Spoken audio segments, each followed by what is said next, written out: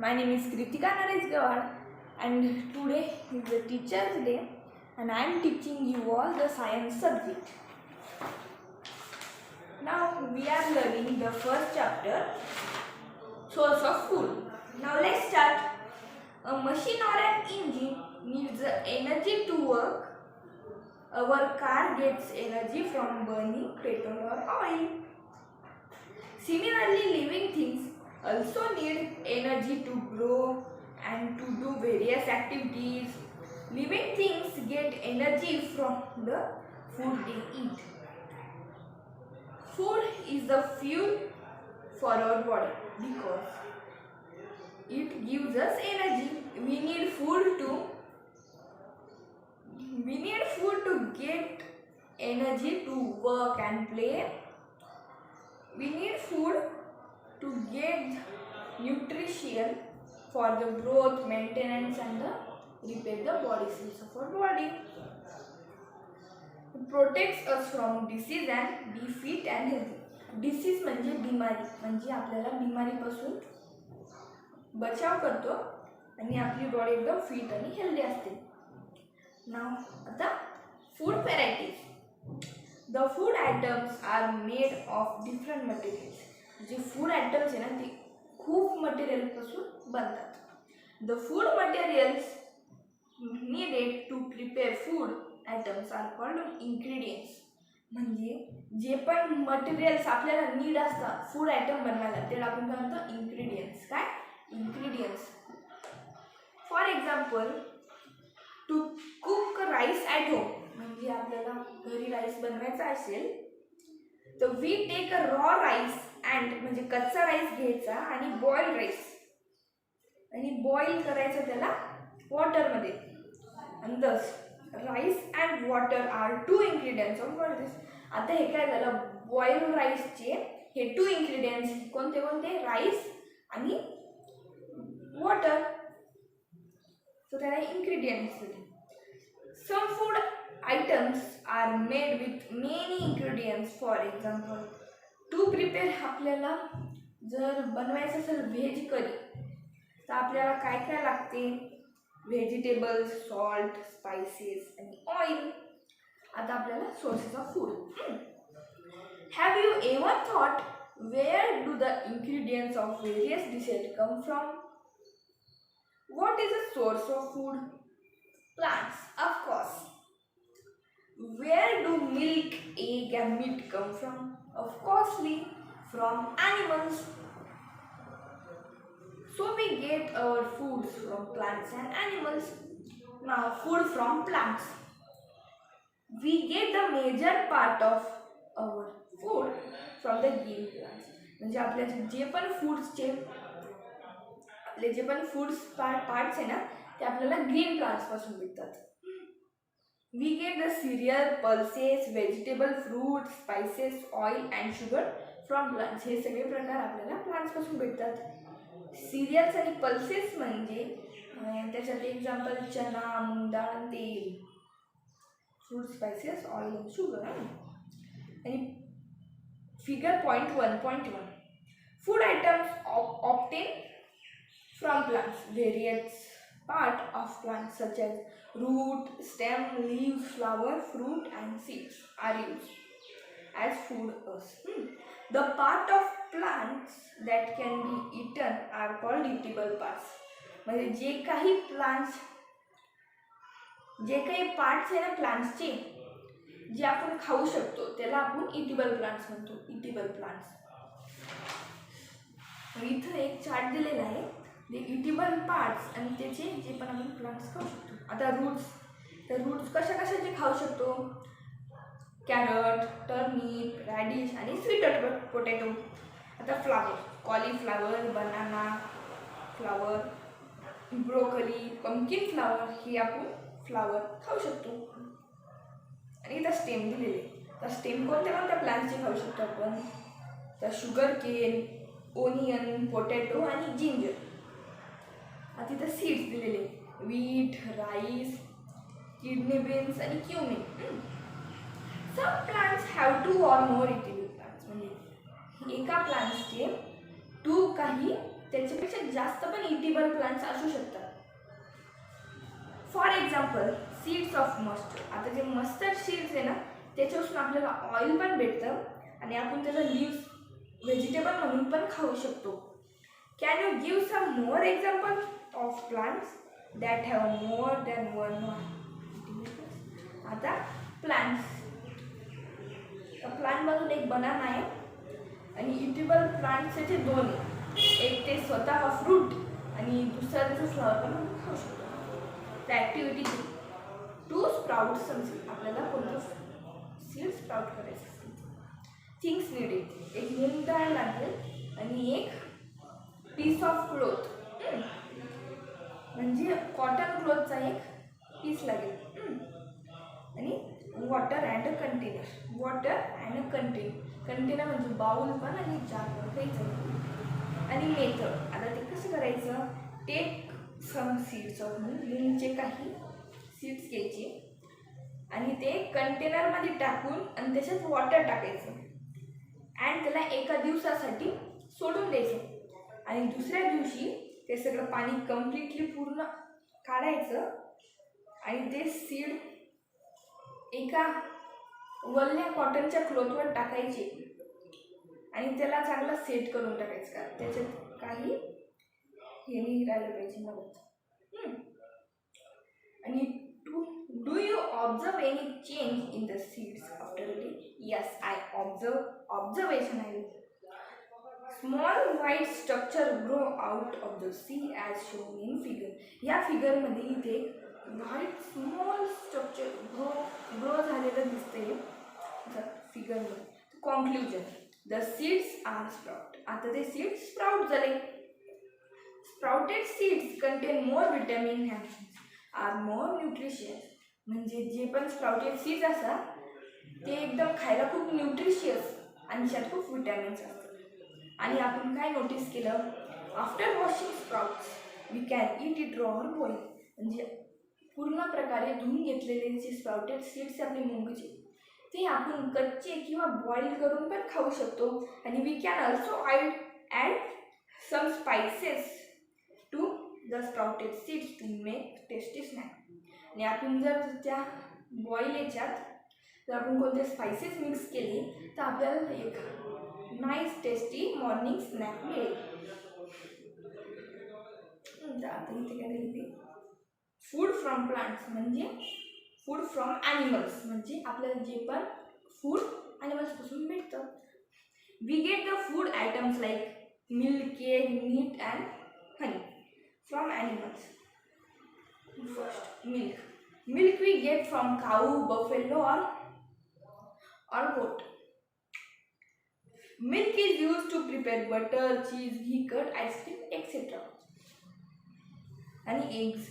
We get eggs from hens, turkeys, duck and rich source of protein and vitamin. आणि eggs मध्ये खूप rich म्हणजे खूप जास्त प्रोटीन्स आणि विटॅमिन असतात. Meat. We get meat from hen, duck, goat and fish. Honey. We get honey from honey bees.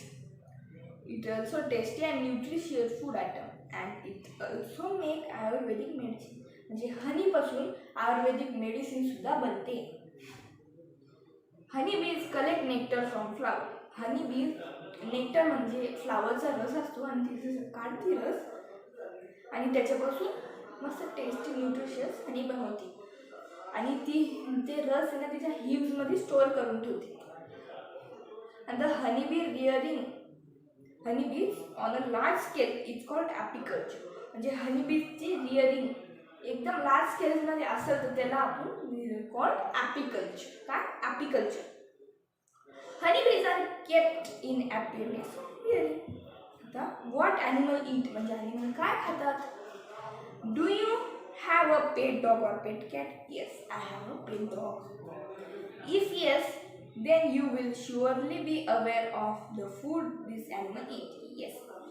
Then they eat bread, milk, chapati or meat.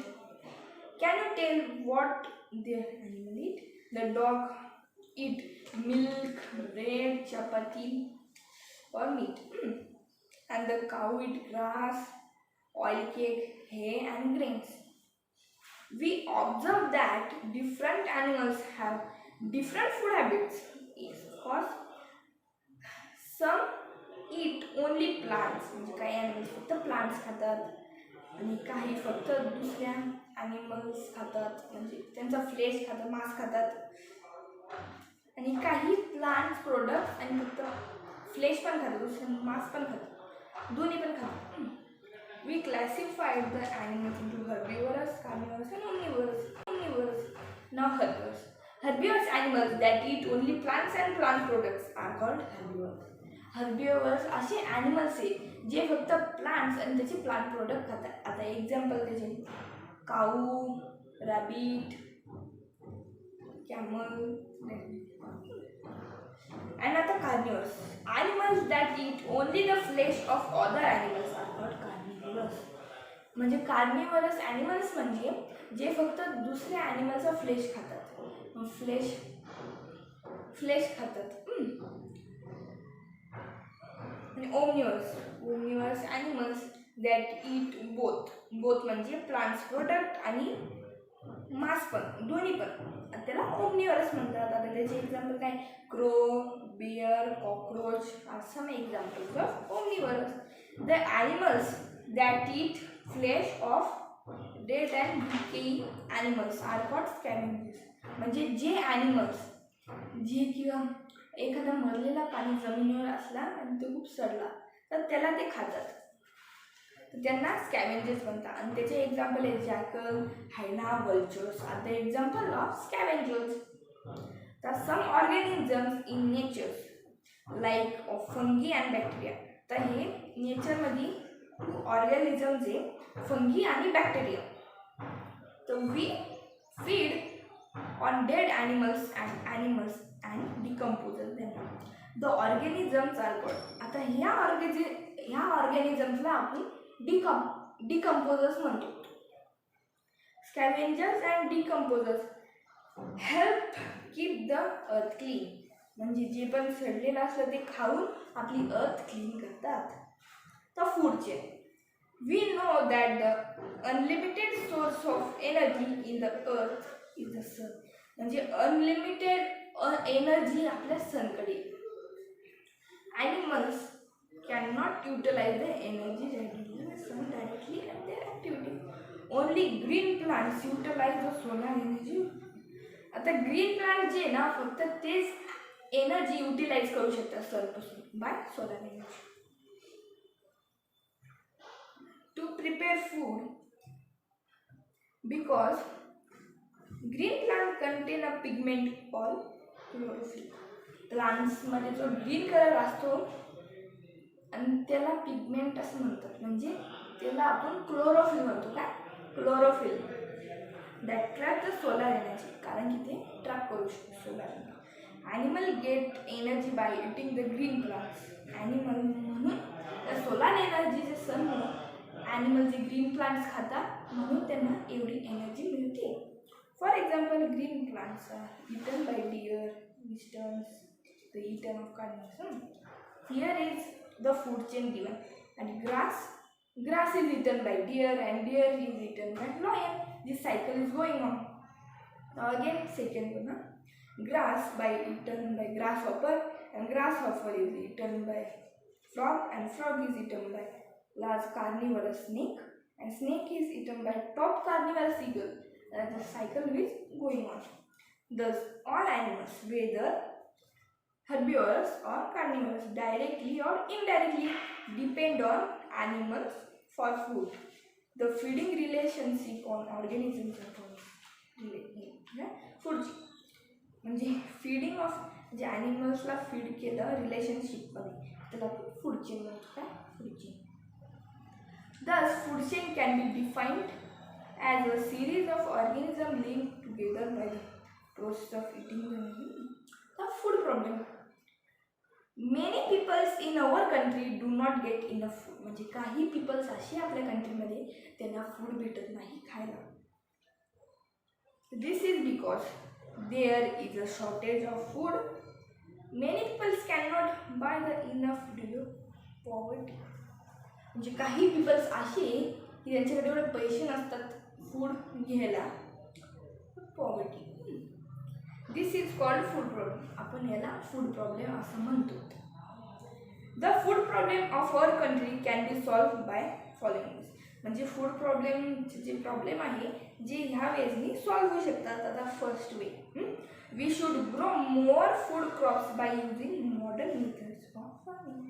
म्हणजे आपल्याला कमीत कमी जास्तीत जास्त क्रॉप फूड ग्रो करायला पाहिजे एकदम मॉडर्न मेथड्सनं, फार्मिंगच्या मॉडर्न मेथड्सनं.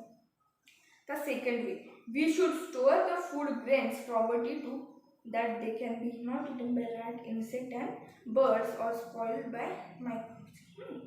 म्हणजे आपल्याला एका सेफ ठिकाणी ठेवावं लागेल ग्रेनची प्रॉपरली एका ठिकाणी ठेवावं लागेल की जिथं ते रॅट्स, इन्सेक्ट्स आणि बर्डपासून खाल्ले नाही जावं आणि स्मॉल मायक्रोइझम्सनी स्पॉइल नाही व्हावं.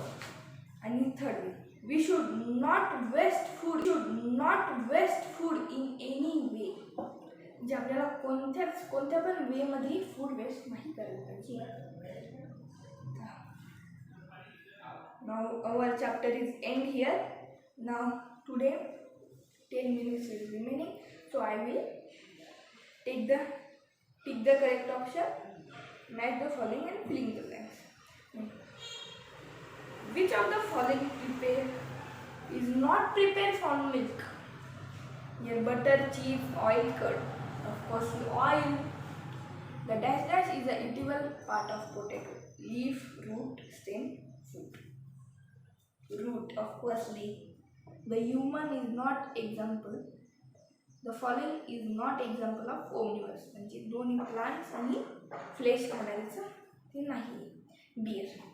The sprout seed contain more carbohydrate, fat, vitamins or water. Of course, vitamin. The eatable part of apple is leaf, root, stem, fruit.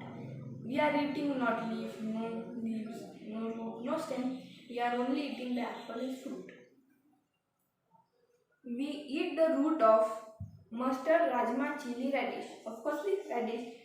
The color of structure grown out of the sprout seed is white color. The match the following. Here is deer, rabbit, scavenger, royal, and herbivores, carnivores, omnivores, scavenger. Rabbit will come in herbivores and bear will come in omnivores and lion will come in carnivores and scavengers is vulture. Now here is last filling the blanks. You have to solve the question answers. Filling the blanks. We get the sugar from dash, sugar cane. We get the milk from cow and goat. Honeybees store their honey in the in their leaves. Dash and dash is two ingredients of boiled rice. One rice and second water. Animals directly and indirectly depend on dash food. Plant from food. Bacteria and fungi are called decomposers. We should not waste in any way. Honeybees are appearance of yield. Now you have to solve the homework. The very short answer question, and long answer questions. You have to solve that one. Now bye all of you. Happy Teachers Day.